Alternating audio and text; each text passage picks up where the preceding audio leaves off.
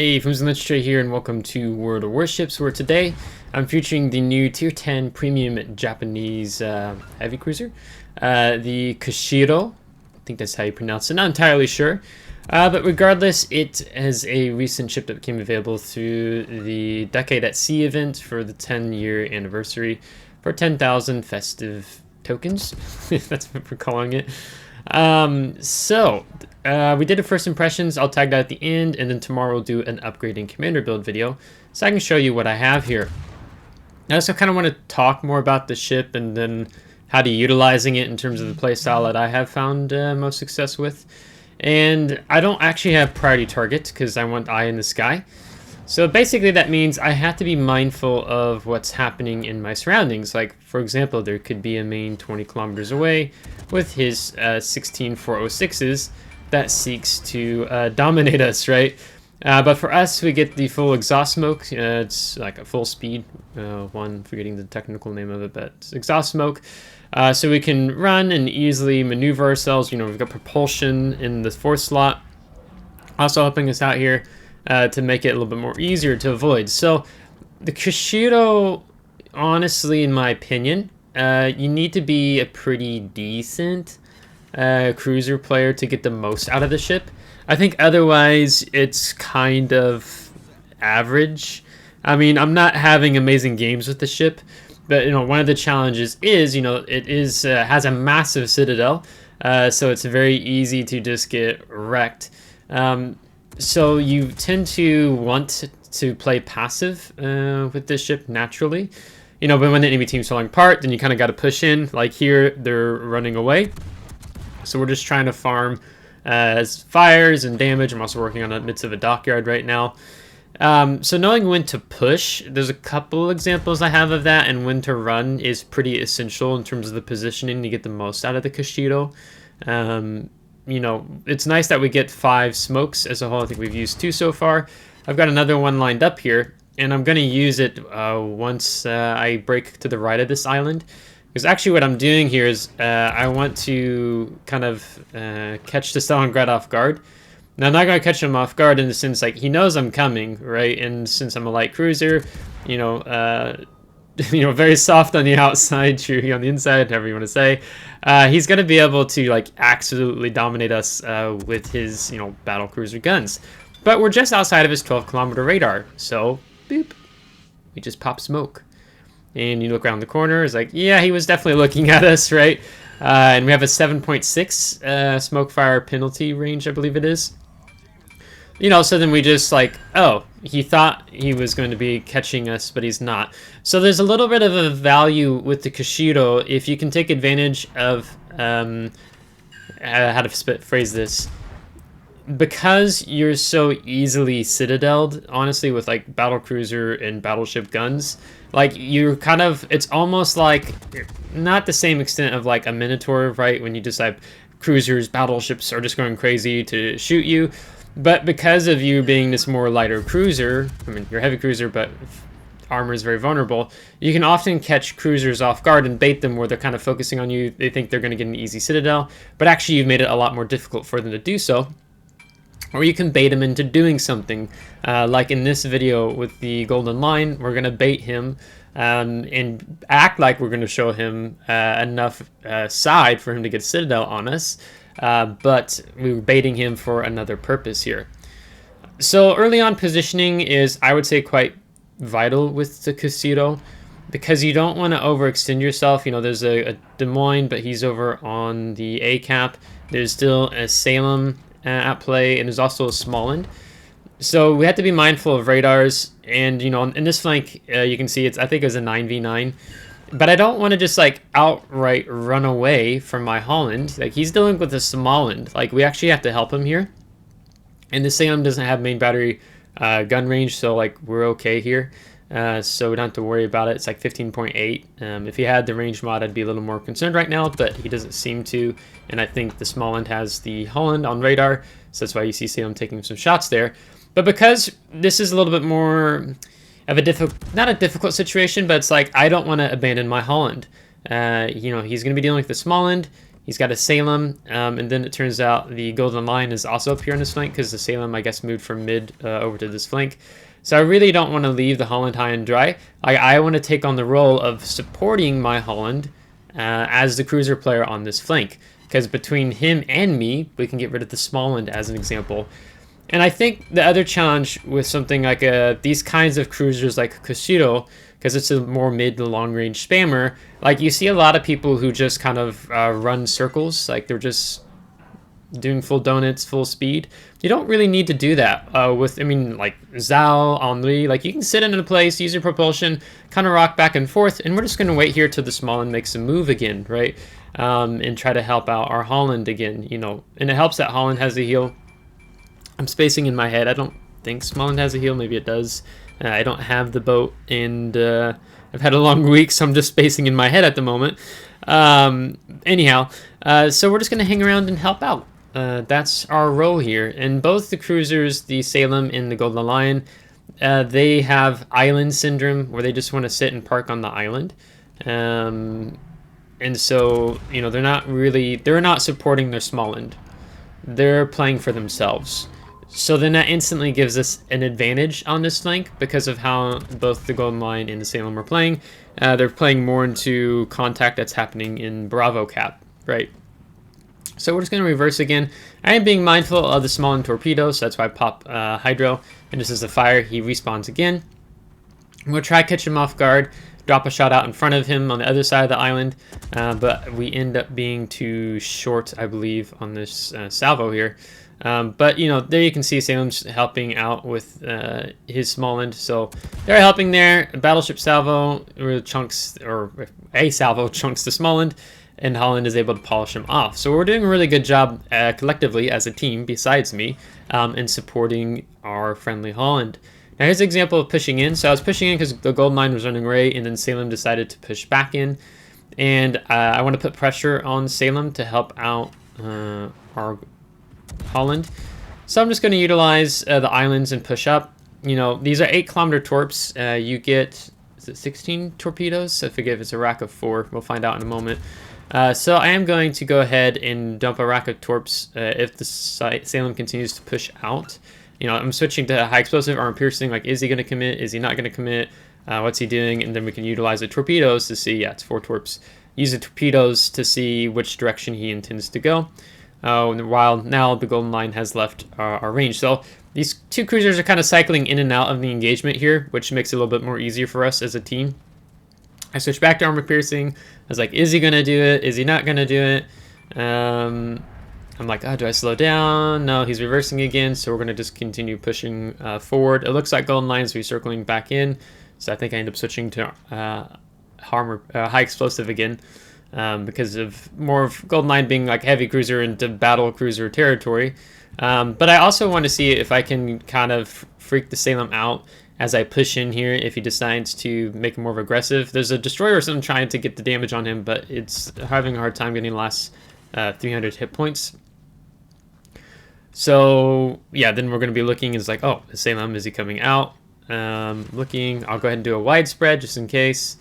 And he's still alive, and yeah, we're just going to go ahead and get the shot off. Because Salem could easily come around the corner and just absolutely wreck us.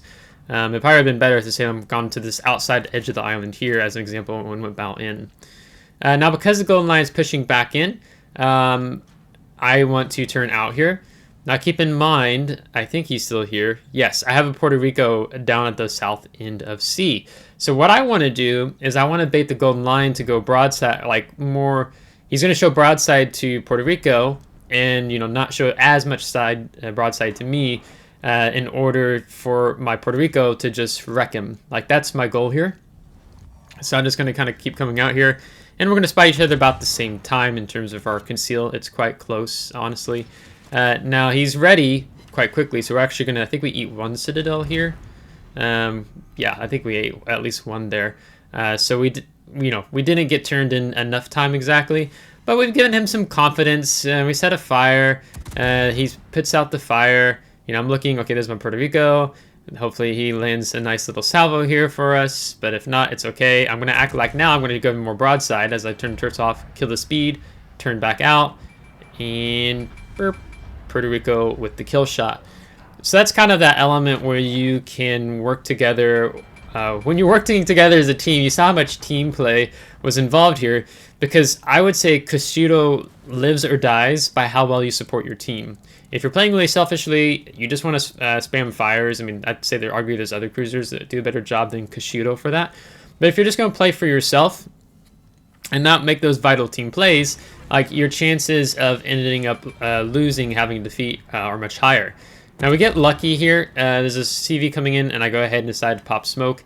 And the Montana had high explosive loaded, so maybe he had a destroyer last match, but that probably should have actually like wrecked us.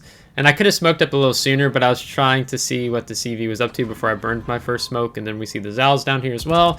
There's the Trump down here. We're gonna have several engagements with him. And there's another gonna be even an enemy submarine on this flank as well. So I am going to try to take the shots that I can here on the Trump, because our Shimakaze is just having, you're going to see, he's just going to have a heck of a time on this flank, unfortunately. But I can utilize the Shimakaze smoke screen to continue to stay dark here. See if we get some more shots in. Yeah, another 3,000. Trump has a heal, I'm pretty positive. But then the submarine comes running up. So we're going to go ahead and drop our depth charge airstrike, because it looks like this U4501 really wants to get the kill here on Shimakaze. So we make sure we fire our main battery first, and we get the depth charge airstrike off. So we're going to get not one, but 2 direct hits here. And then I'm like, well, I want to shoot the Trump again in that, but let's wait and see what the sub does. We get another salvo off on the sub, and we bring him very close to death, as the Shimakaze eats 2 torps, but they don't do a lot of damage since they got rid of shotgunning, you know, finally. So it's a very reduced damage, so then the Shimakaze is able to depth charge the sub. And I'm going to switch back to shooting at the Trump again, as I accidentally unmuted myself there and trying to get some shots off. And he's going to fix his engine and just kind of carry on, if you will. Now, I could be tempted to just go ahead and instantly pop spotter plane here on the Montana, and I decide not to, because I want to see what Montana does. I will actually, if preferably, I want the Montana to turn back in, and if I instantly start opening up on him, I might dissuade him and cause him to push away. But here he's committed to pushing in, so then I'm going to instantly pop spotter plane and continue farming on him. So I prefer the main battery reload in the 6th slot on the upgrades. I'm not as big of a fan.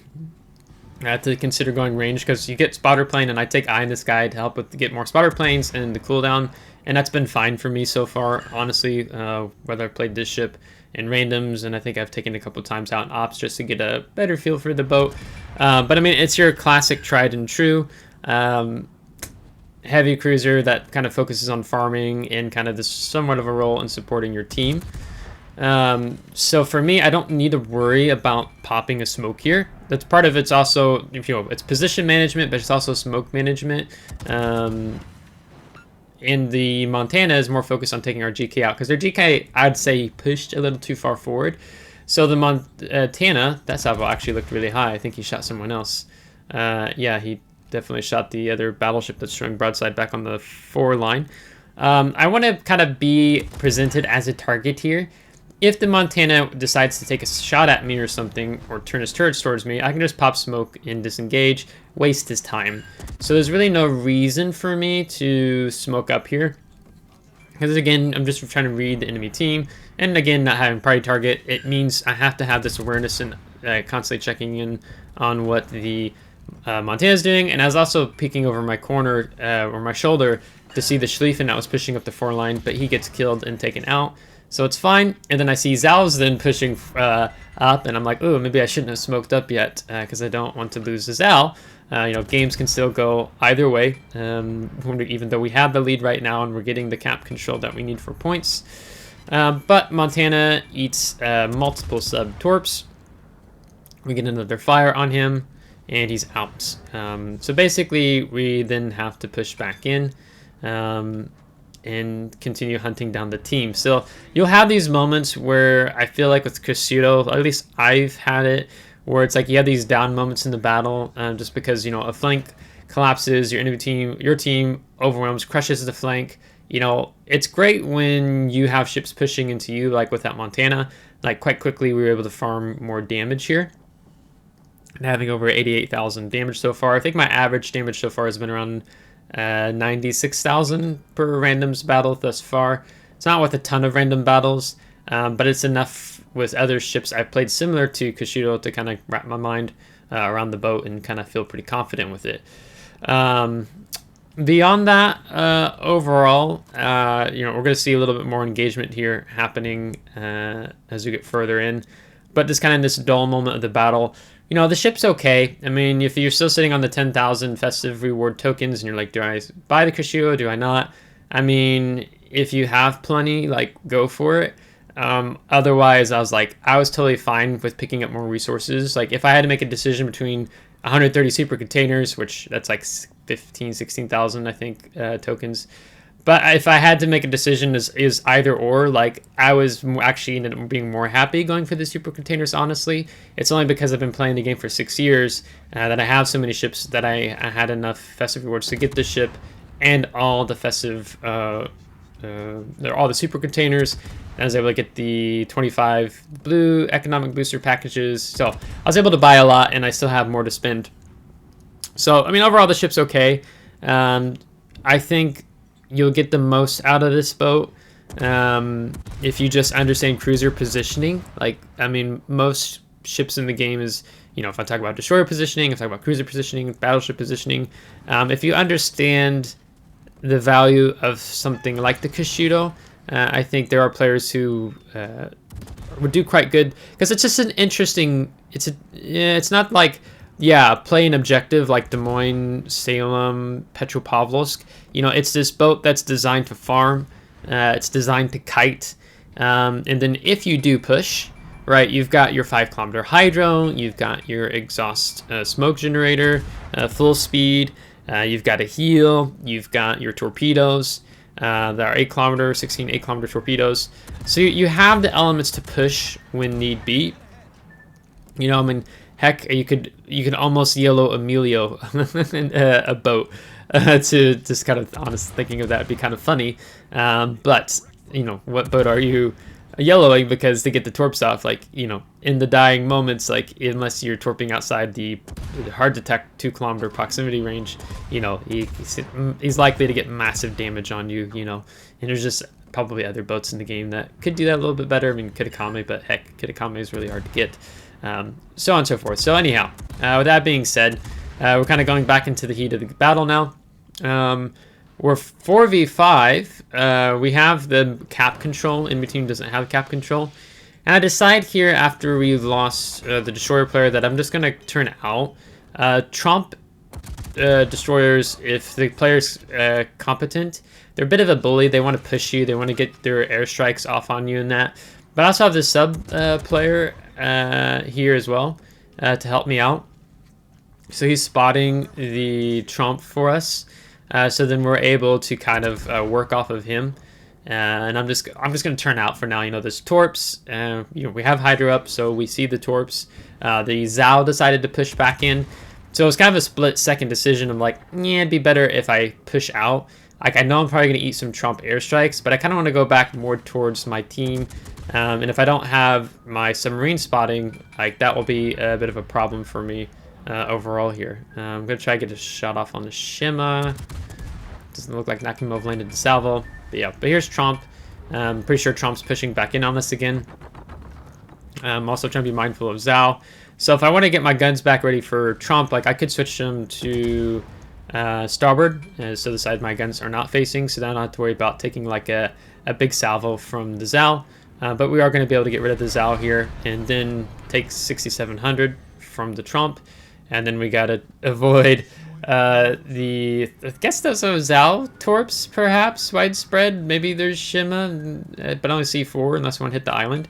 So we're going to avoid that. And then the big bonus with this boat, it would be much more frustrating if these turrets weren't 360-degree turrets. So that's kind of where you have a leg up on Zhao, as an example, even though Zhao has more guns. And I think You know, if you like playing Zal, I mean, you probably would like playing the Kushiro, but you probably will end up having a preference of wanting to play Zal over the Kushiro, like, just in my opinion. Because I think Zal also gets the submarine surveillance, if I'm not mistaken, as well. But of course, you know, you don't have smoke. That's, you know, one of the differences here. But the 360-degree turrets are just really incredibly helpful. Game comes to an end, and that's what we did. So 101,000 damage, second grade efficiency with just one destroyed. You know, it was a, what was this, a 9v9 or was it 12v12? I forget now. I think it's just 12v12.